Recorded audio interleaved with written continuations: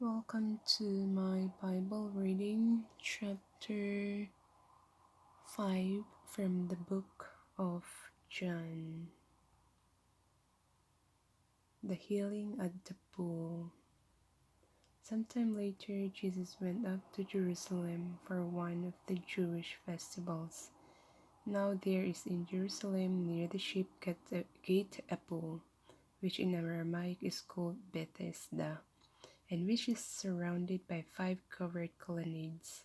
Here a great number of disabled people used to lie: the blind, the lame, the paralyzed. One who was there had been an invalid for 38 years. When Jesus saw him lying there and learned that he had been in this condition for a long time, he asked him, "Do you want to get well?"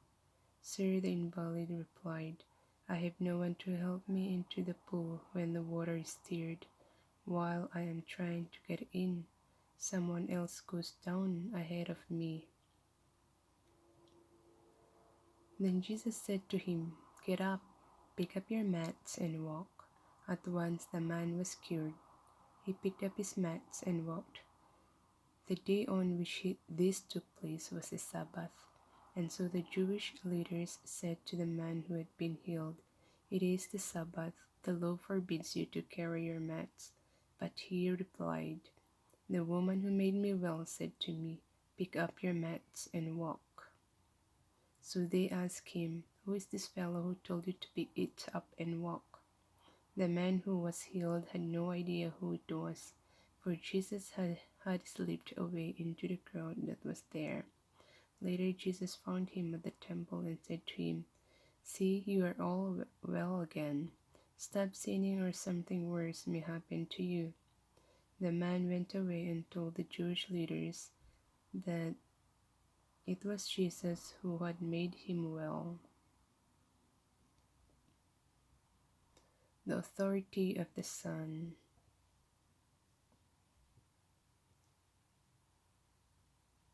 So because Jesus was doing these things on the Sabbath, the Jewish leaders began to persecute him. In his defense, Jesus said to them, "My Father is always at his work at this very day, and I too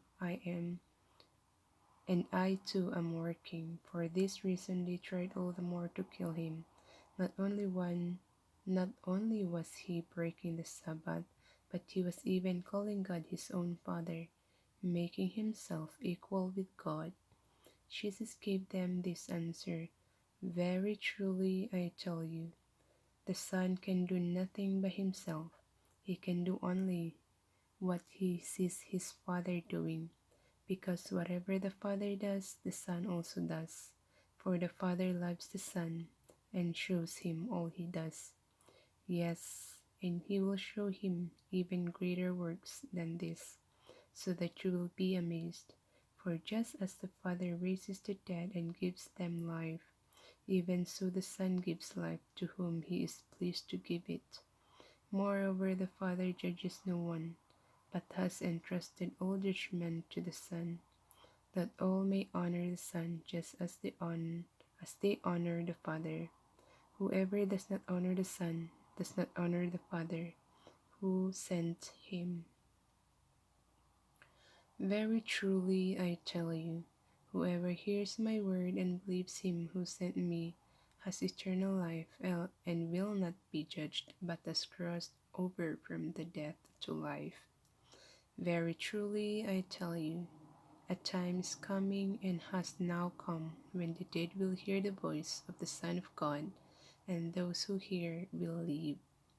For as the Father has life in himself, so he has granted the Son also to have life in himself, and he has given him authority to judge because he is the Son of Man.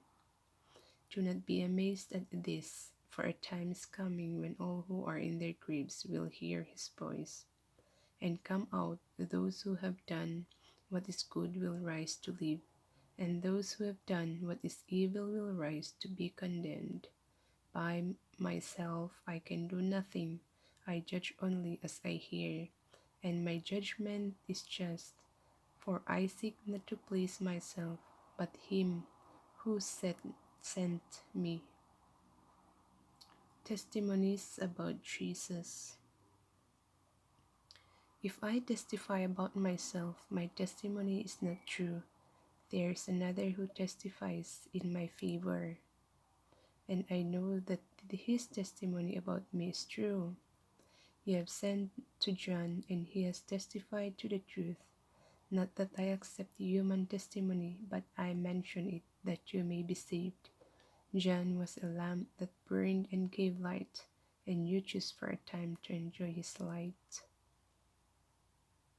I have testimony weightier than that of John, for the works that the Father has given me to finish, the very works that I am doing, testify that the Father has sent me, and the Father who sent me has himself testified concerning me. You have never heard his voice nor seen his form, nor does his word dwell in you, for you do not believe the one he sent. You study the scriptures diligently because you think that in them you have eternal life. These are the very scriptures that testify about me, yet you refuse to come to me to have life. I do not accept glory for you from human beings, but I know you. I know that you do not have the love of God in your hearts. I have come in my Father's name, and you do not accept me.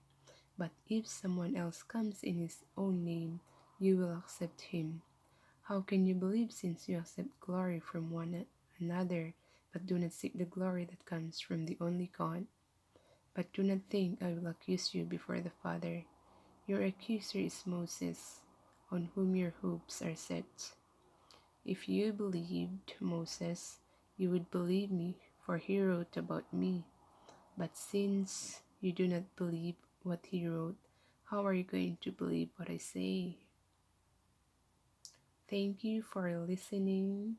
God bless us all, and please don't forget to subscribe and click the notification bell so that you'll be notified on my next chapter. Thank you, and God bless everyone.